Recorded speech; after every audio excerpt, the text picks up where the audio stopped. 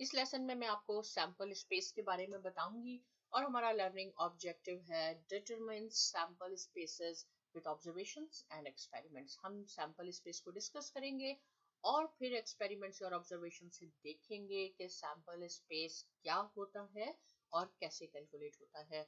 Sample space होता है कि सपोज कोई भी आपके पास इवेंट है, जितने भी उसके पॉसिबल आउटकम्स हैं उसको हम कहते हैं कि ये सैंपल स्पेस है टोटल आउटकम को।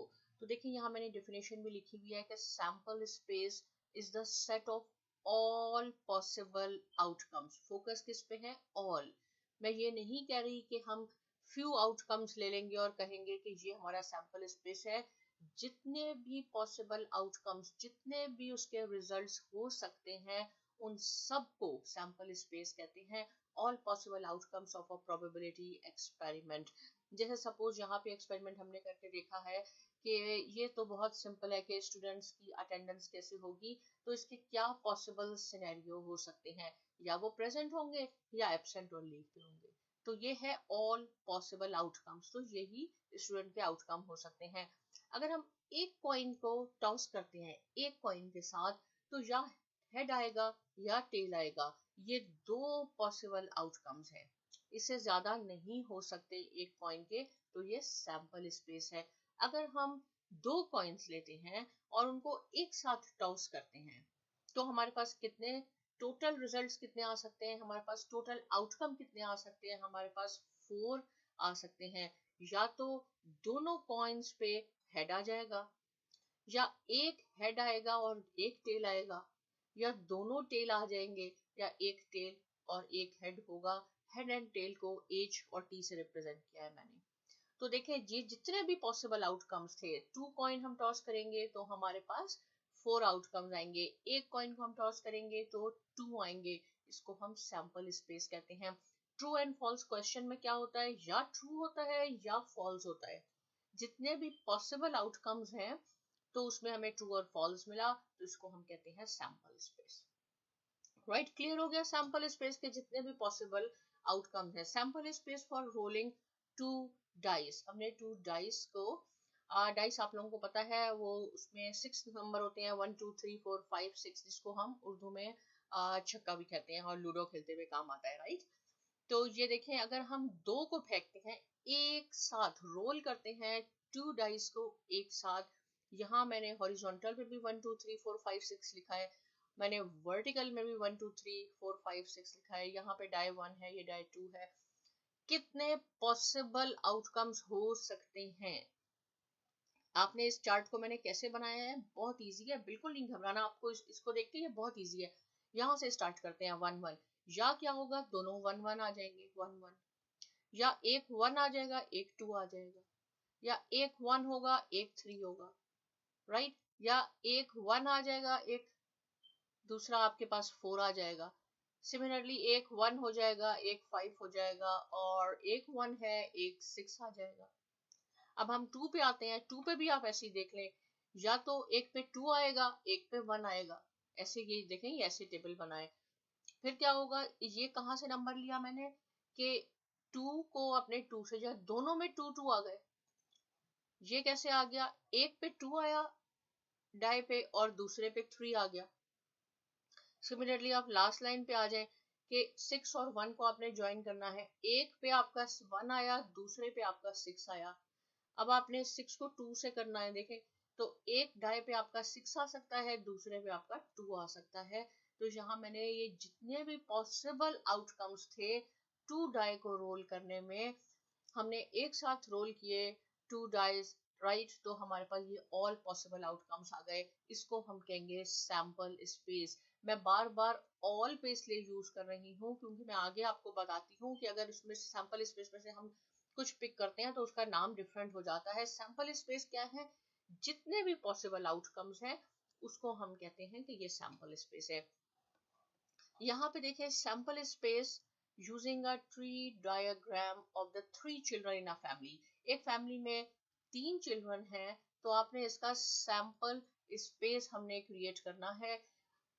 कैसे आप बनाएंगे कि आप ये 3 जो किड्स हैं ये कैसे होंगे, सपोज अगर 2 बॉयज हो सकते हैं उसमें एक गर्ल हो, या 2 गर्ल हो या एक बॉय हो, तो कैसे प्रोबेबिलिटी है इसके आपने सैंपल स्पेस कैलकुलेट करना है। और कैसे करना है, tree diagram. Tree diagram displays all the possible outcomes of an event. एक इवेंट के जितने भी पॉसिबल आउटकम्स हैं आप ट्री डायग्राम बना के भी शो कर सकते हैं। each branch in a tree diagram denotes a likely outcome, so इसके there are 8 possibilities हैं। B का B means boys, G means girls। तो देखें क्या है कि या तो तीनों बॉयज हो सकते हैं, या 2 बॉयज हो और एक गर्ल हो, एक बॉय हो फिर गर्ल हो फिर बॉय हो।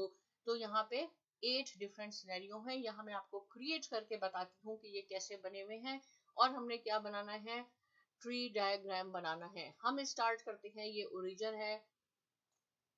देखें पहली पॉसिबिलिटी क्या है कि या तो बॉय हो या गर्ल होगी, राइट। ये ब्रांच है और यहाँ ब्रांच में मैंने क्या लिखा है, each branch in a tree diagram denotes a likely outcome, means ये आउटकम मींस ये रिजल्ट बताता है ईच ब्रांच। तो स्टार्ट हमने यहाँ से किया। पहला क्या था, पहले स्टेप पे था कि ये बॉय हो सकता है या गर्ल हो सकता है, राइट। अच्छा जी, अब क्या है, ये जो बॉय है इससे आपने 2 ब्रांचेस निकलेंगी। सिमिलरली सेकेंड स्टेप में, क्योंकि इसमें हमने 3 बनाने हैं, राइट, क्योंकि 3 बच्चे हैं इसलिए हमने 3 ब्रांचेस बनानी है। तो ये इस बॉय से भी क्या हो सकता है, यहाँ पे भी देख लें आप, बॉय और गर्ल हो सकता है, और यहाँ पे भी बॉय और गर्ल हो सकता है। ये पॉसिबिलिटी हो सकती है, सेकंड पॉसिबिलिटी ये है। थर्ड पॉसिबिलिटी आप कैसे बनाएंगे, इंडिविजुअली इस बी से भी आपने बॉय और गर्ल, इससे भी आपने बॉय गर्ल, ये भी बॉय गर्ल और ये भी बॉय गर्ल हो गया। तो ये हो गया बी जी, बी जी, सिमिलरली बी जी। देखें ये आप जब इसको देखेंगे तो आप देखेंगे, सोचेंगे कि शायद ये बिल्कुल डिफिकल्ट है, बहुत इजी है। ये 3 किड्स थे इसलिए इसमें मैंने 3 ब्रांचेस बनाई, स्टार्ट किया, ये ओरिजिन हो गया बॉय गर्ल, और फिर इस बॉय से भी 2 ब्रांचेस निकली, फिर इंडिविजुअली इस बॉय गर्ल से ईच ब्रांच हुई, और ईच ब्रांच जो है वो बॉय गर्ल है। ये ब्रांच किसको रिप्रेजेंट करती है, ये रिप्रेजेंट करती है कि आपका पॉसिबल आउटकम यानी रिजल्ट हो सकता है। अब आपने ये 8 पॉसिबिलिटीज कैसे पढ़नी है, कैसे बनानी है, यहां से हम स्टार्ट करते हैं। देखें पहले है बी बी बी, तो ये हो गया, या तो तीनों बॉयज हो सकते हैं। अब क्या है, बी बी जी, ये देखें सेकंड वाला आ गया। अब आप सिमिलरली यहाँ पे आ जाएंगे, हाँ हम कहेंगे बी जी बी थर्ड, या फिर बी जी जी।